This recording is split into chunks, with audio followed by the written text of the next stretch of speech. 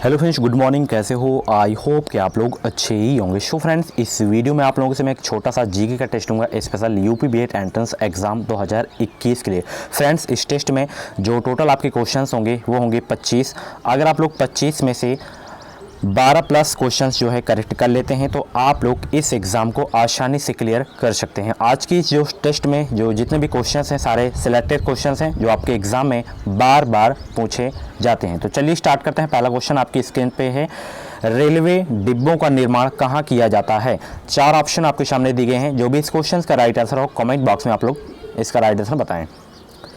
तो देखिए, रेलवे डिब्बों का जो निर्माण किया जाता है वो किया जाता है पेराम्बूर में। ऑप्शन जो है सी करेक्ट होगा इस क्वेश्चन का राइट आंसर। अगला प्रश्न आप लोग यहाँ पे देख सकते हैं, भारी मात्रा में एल्कोहल पीने वाले लोग प्रायः मरते हैं, किससे? क्या कारण है? जो भारी मात्रा में एल्कोहल पीते हैं वो लोग क्यों मर जाते हैं, ये आपको बताना है। ऑप्शन देख सकते हैं। जो भी इस क्वेश्चन का राइट आंसर हो कॉमेंट बॉक्स में बताएं। तो वो लोग जो भारी मात्रा में एल्कोहल पीते हैं वो प्रायः मर जाते हैं सिरोसिस से। ठीक है, ऑप्शन जो है डी करेक्ट होगा इस क्वेश्चन का राइट आंसर। अगला प्रश्न आप लोग यहाँ पे देख सकते हैं, निम्नलिखित में से किसको शक्तिशाली नोबेलों के एक समूह चिहालगनी के विनाश का श्रेय दिया गया है? फटाफट उनका नाम बता सकते हैं।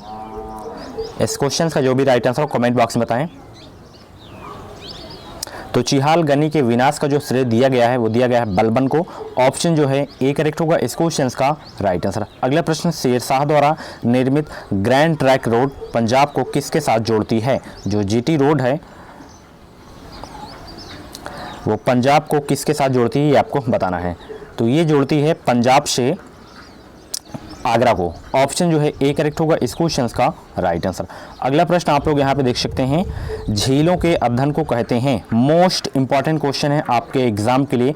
स्टार लगा के स्क्रीनशॉट आप लोग इसकी जरूर से जरूर लीजिएगा। झीलों के अध्ययन को क्या कहते हैं? तो झीलों के जो अध्ययन को कहा जाता है वो कहा जाता है निम्नोलॉजी। ऑप्शन सी करेक्ट होगा इस क्वेश्चन का राइट आंसर। अगला, ल्यूमेन एकक है, ल्यूमेन जो है एकक किसका है ये आपको बताना है। ये भी बहुत ही इंपॉर्टेंट क्वेश्चन है आपके एग्जाम के लिए। फटाफट इस क्वेश्चन का सही जवाब दें कमेंट बॉक्स में। तो ल्यूमेन जो है मात्रक है ज्योति फ्लक्स का। ऑप्शन सी करेक्ट होगा इस क्वेश्चन का राइट आंसर। अगला प्रश्न आप लोग यहाँ पे देख सकते हैं, लोकल एरिया नेटवर्क्स में निम्नलिखित में से किस मद का प्रयोग नहीं किया जाता है? यही कल मैं LAN का फुल फॉर्म बताया था। आई होप कि इसका आंसर आपको पता होगा। तो फटाफट बताएं, लोकल एरिया नेटवर्क्स इसका फुल फॉर्म होता है। तो ये निम्नलिखित में से किस मद का प्रयोग नहीं किया जाता है, इससे ये आपको बताना है। तो इसमें जो है मोडम का जो है प्रयोग नहीं किया जाता है। ऑप्शन जो है डी करेक्ट होगा इस क्वेश्चन का राइट आंसर। अगला प्रश्न, विटामिन ए प्रचुर मात्रा में होता है। विटामिन ए प्रचुर मात्रा किस में होता है ये आपको बताना है। ऑप्शन दे सकते हैं गाजर, नींबू, सेम, चावल। फ्रेंड्स, मैं आपको बता दूं, अगर आपको 2021 में बीएड करना है तो आप लोग इस चैनल से जुड़ जाइए। चैनल को सब्सक्राइब करके बगल में बेल आइकन को ऑल पे प्रेस कर लीजिएगा, क्योंकि आपको इस चैनल से बीएड से रिलेटेड जो भी अपडेट रहेगी वो अपडेट सबसे पहले देखने को मिलेगी। तो विटामिन ए जो सबसे प्रचुर मात्रा में होती है वो होती है गाजर में। ऑप्शन जो है ए करेक्ट होगा इस क्वेश्चन का राइट आंसर। विटामिन की खोज किसने की थी? फंक ने की थी। ठीक है, ये भी आपको याद रखना है। और विटामिन ए का जो रासायनिक नाम है ये भी आपको पता होना चाहिए। ठीक है, विटामिन ए का जो रासायनिक नाम है वो है रेटिनॉल। ठीक है, अगला प्रश्न, किसी तत्व के रासायनिक गुण निम्नलिखित में से कौन तय करता है? और विटामिन ए की कमी से रोग कौन सा होता है? रतौंधी होता है। ये भी आपको याद रखना है। फटाफट अगला क्वेश्चन बताएं, किसी तत्व के रासायनिक गुण निम्नलिखित में से कौन तय करता है? तो वह तय करता है जो है इलेक्ट्रॉनों की संख्या। ऑप्शन जो है ए करेक्ट होगा इस क्वेश्चन का राइट आंसर। अगला प्रश्न, निम्नलिखित में से कौन सा अन्य मनुष्य द्वारा सबसे पहले प्रयोग होने वालों में से था? उस अन्य का नाम बताएं। और इम्पॉर्टेंट इस क्वेश्चन में लिख लीजिएगा। अगर आप लोग मेरी हिस्ट्री वाली क्लास देखे होंगे तो ये क्वेश्चन 100% कर ही लेंगे। तो मनुष्य द्वारा जो सबसे पहले प्रयोग किया जाने वाला जो अन्न है वो है आपका गेहूं। ऑप्शन बी वाला करेक्ट होगा इस क्वेश्चन का राइट आंसर। अगला प्रश्न, निम्नलिखित में से कौन सा बल क्षयकारी बल है? मोस्ट इंपॉर्टेंट क्वेश्चन है, तो फटाफट बताएं क्षयकारी बल कौन सा है इसमें से?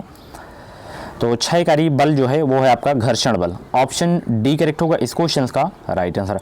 अगला प्रश्न यहाँ पे देख सकते हैं, यदि किसी चुंबक का तीसरा ध्रुव हो तो तीसरा ध्रुव कहलाता है क्या कहलाता है ये आपको बताना है। तो वह जो कहलाता है परिणामी ध्रुव कहलाता है। ऑप्शन बी करेक्ट होगा इस क्वेश्चन का राइट आंसर। अगला प्रश्न, संयुक्त राष्ट्र की नवीनतम सरकारी भाषा है, कौन सी वो भाषा है संयुक्त राष्ट्र की? तो वो है आपकी अरबी। ऑप्शन बी करेक्ट होगा इस क्वेश्चन का राइट आंसर। अगला प्रश्न, पुस्तक कुरुक्षेत्र का 2 कारगिल किसने लिखी थी? फटाफट बताएं, पुस्तक कुरुक्षेत्र 2 कारगिल किसने लिखी थी? तो ये लिखी गई थी कुलदीप सिंह के द्वारा। ऑप्शन जो है डी करेक्ट होगा इस क्वेश्चन का राइट आंसर। अगला प्रश्न, प्रेस स्वतंत्रता दिवस कब मनाया जाता है? प्रेस स्वतंत्रता दिवस कब मनाया जाता है? तो प्रेस स्वतंत्रता दिवस जो मनाया जाता है वो मनाया जाता है 3 मई को। ऑप्शन बी वाला करेक्ट होगा इस क्वेश्चन का राइट आंसर। अगला प्रश्न आप लोग यहाँ पे देख सकते हैं, पर्यावरणीय आयोजन के साथ मूलतः संबंधित संगठन है, वो कौन सा संगठन है जो पर्यावरणीय आयोजन के साथ मूलतः संबंधित संगठन रखता है? तो वो है आपका NEERI। ऑप्शन जो है डी करेक्ट होगा इस क्वेश्चन का राइट आंसर। अगला प्रश्न जो कि इस क्वेश्चन में इंपॉर्टेंट आप लोग लिख लीजिएगा, मोस्ट इंपॉर्टेंट क्वेश्चन है, फलों के मीठे स्वाद का कारण क्या है? किसके कारण से जो है फल जो होते हैं मीठे होते हैं? तो ये होते हैं फ्रक्टोज के कारण। ऑप्शन बी करेक्ट होगा इस क्वेश्चन का राइट आंसर। अगला प्रश्न देखते हैं, एनालेक्टिक्स पवित्र ग्रंथ है, किसका है एनालेक्टिक्स पवित्र ग्रंथ? फटाफट इस क्वेश्चन का सही जवाब दें आप लोग।